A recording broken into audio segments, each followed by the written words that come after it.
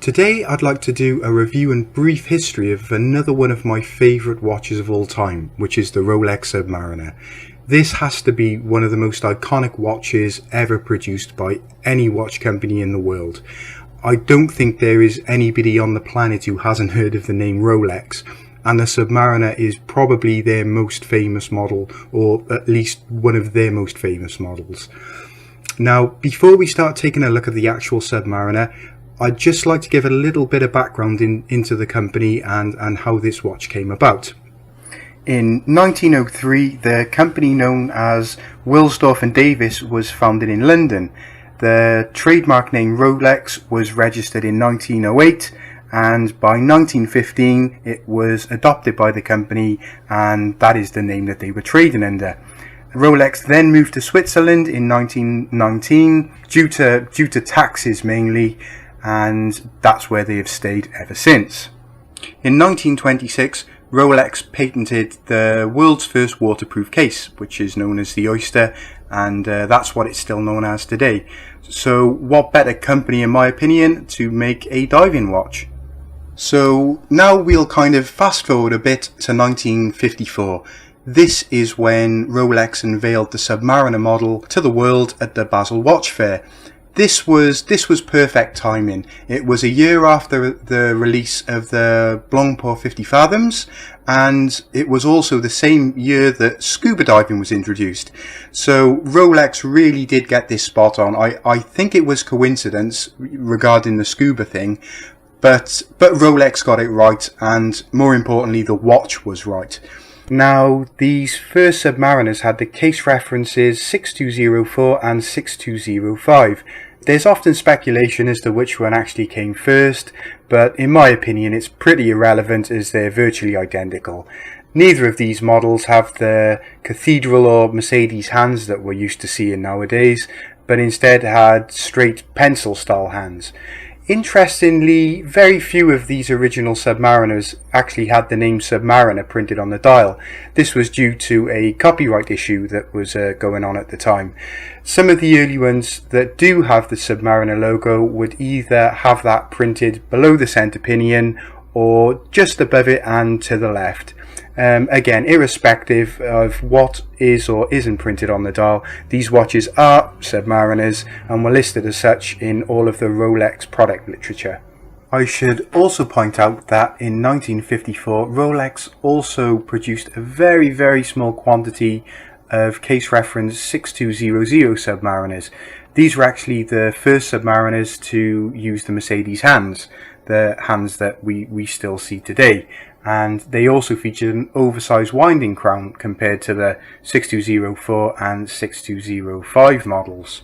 All three of these original Submariner models used the A296 movement, and although the Rolex Submariner wasn't the first diving watch, it was actually the first diving watch that could reach a depth of 100 meters, and in my opinion it certainly did set the standard for this genre of watches. In just under 2 years' time from the original release of the Submariner followed the model reference 6538. This was now water resistant to 200 meters or 660 foot. Personally, I find this very impressive. To be able to go from 100 meters to 200 meters in such a short amount of time is very impressive. They basically doubled the water resistant capability of the watch. This watch is considered the first Submariner to really use the Mercedes hands and the oversized triplock crown, which have been in use ever since. This is basically because the 6200 model that I mentioned, it was made in such small quantities that they virtually don't exist. I should point out they did actually make a 6536 model as well, which does look exactly the same as a 6538, but for some reason it only had a water rating of the originals. It was only water resistant to 100 meters. Both of these watches shared the same movement, which was the new caliber 1030, but like I said, for some reason they had two different depth ratings. These lower depth rating watches are now highly sought after and very collectible.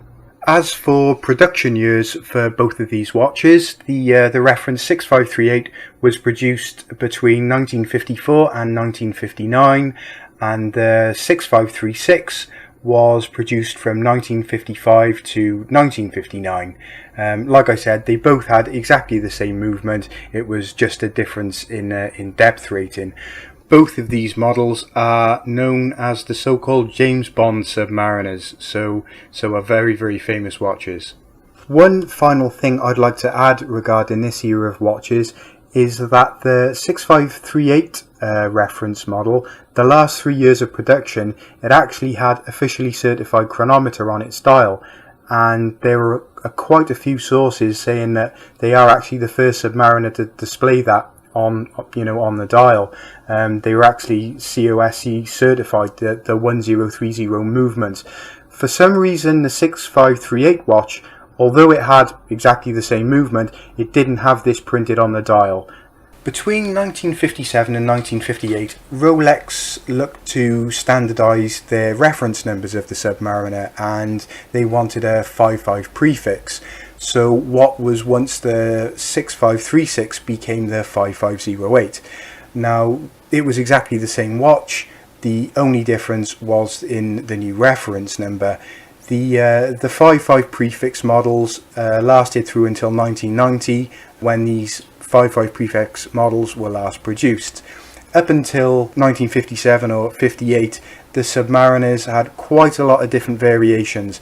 To begin with, they had gilt printing on the dial, which basically means that the text was in gold, but some of them had various patterns on the dial.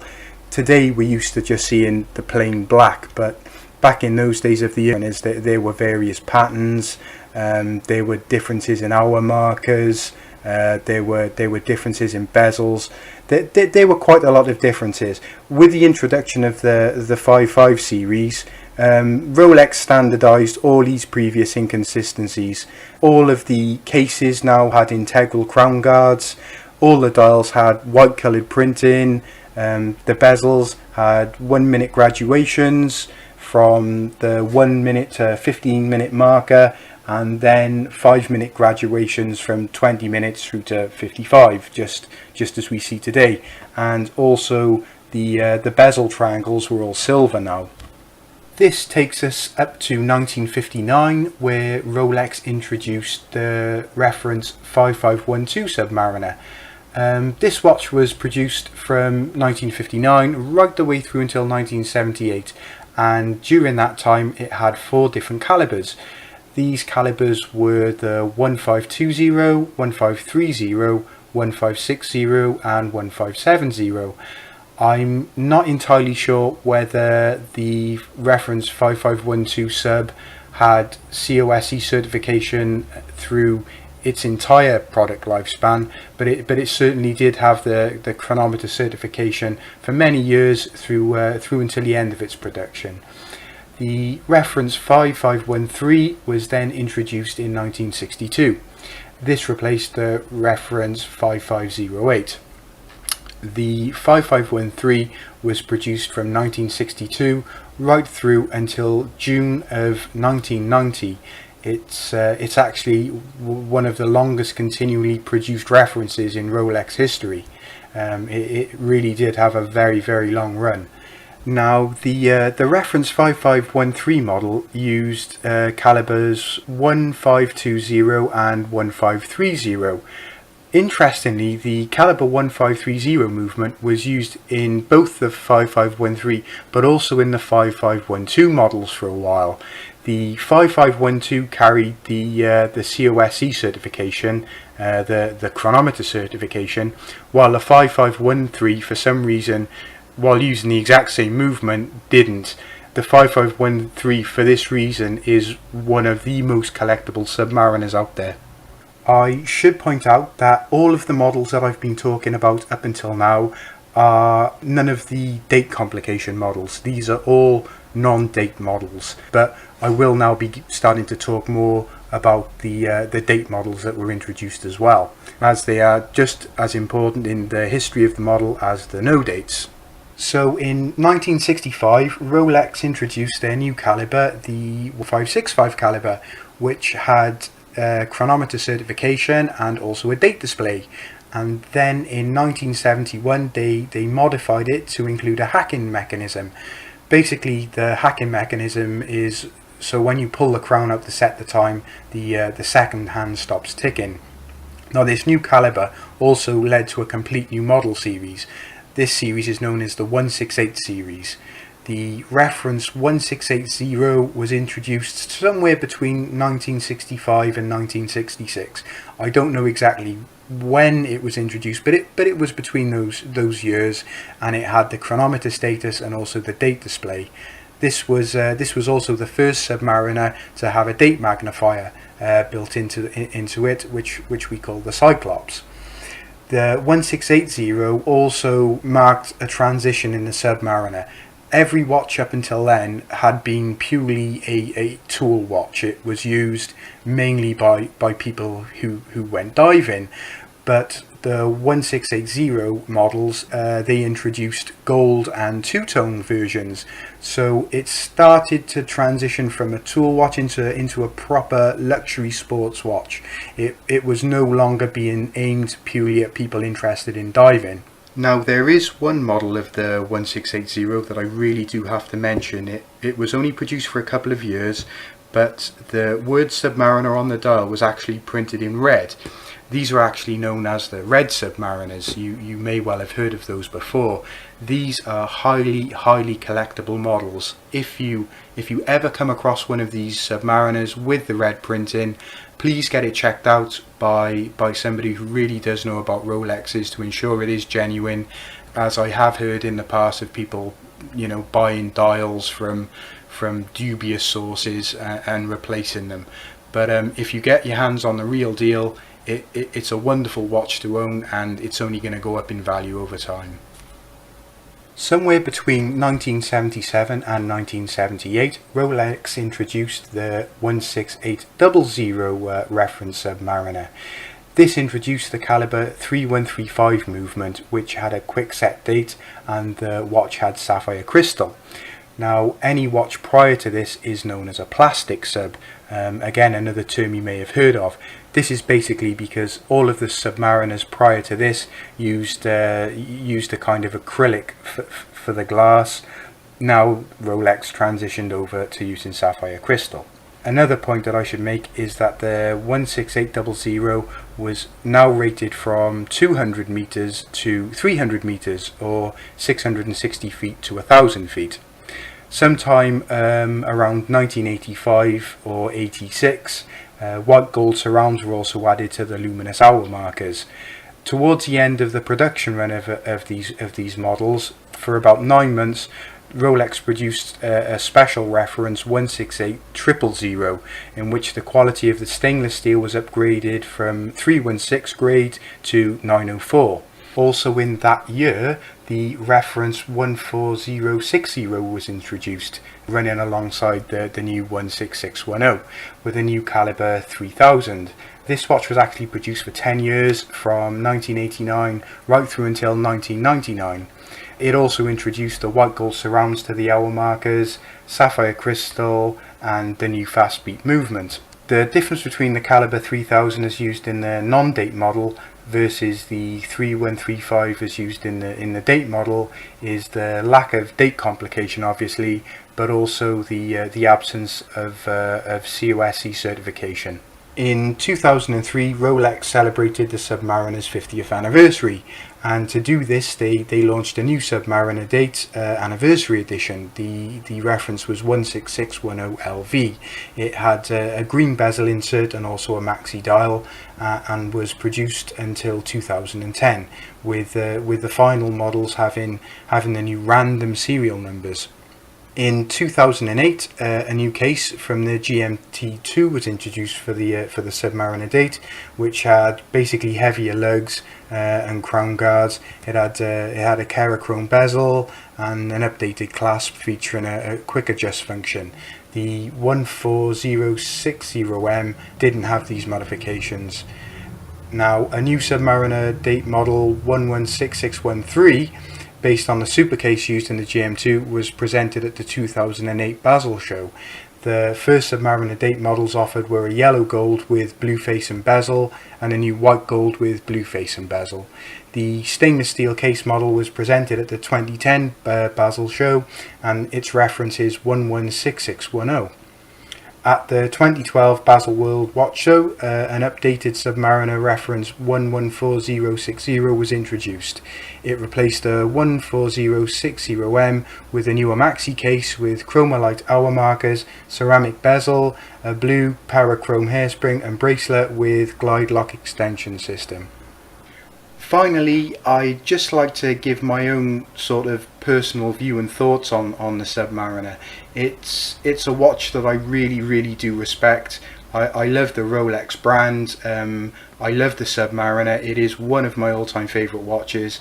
It's right up there with the Seamaster 300. In fact, I own a Rolex Submariner. I've got a 2006 16610. Model, which I love. It was actually the first real luxury watch that I purchased. I love the fact that Rolex haven't changed the model dramatically. The changes were very slight. You can put a 1954 Rolex Submariner next to a brand new one, and you can see that those watches related. It's like cars. It's like a Porsche 911. You can put an original one next to, you know, the very latest one, and you can see that they're related, and that's something I really like about the Submariner. I think it was a case of, you know, if it ain't broke, don't fix it, and Rolex has kept true to that. And I really do take my hat off to them for doing that. Unlike say Omega, who've kind of gone full circle. They've gone from the Seamaster 300, they've gone through various different styles, and you know, and through the 70s and 80s, and now they're starting to make their newer watches look like the original Seamasters. Rolex never went down that road. They just kept true to the design and style of the original Submariner, and it worked. So this concludes my review and brief history of the Rolex Submariner. As always, I hope you've enjoyed this video. If you have, please click the like button, and if you haven't already subscribed, please do subscribe to the channel, because there'll be more videos to come. I hope that this video hasn't kind of been too long. It's been quite a difficult video to make, in honesty, because there are so many Rolex Submariner models and stories that I just haven't been able to include. Otherwise this video, you know, it'd be literally hours long. It'd be a full-on documentary. But I hope I've covered sort of the main ones out there. If there's any that I haven't and you feel that should have a mention, please add it into the comments to let other people know about them. And if you want to give me any feedback regarding the video, then please do. I'll just add a montage of old Submariner adverts at the end of this video, which again I hope you will enjoy looking at, and also a full list of model numbers and you know, the production dates at the very end of the video, if you want to use those for reference. Thank you for watching.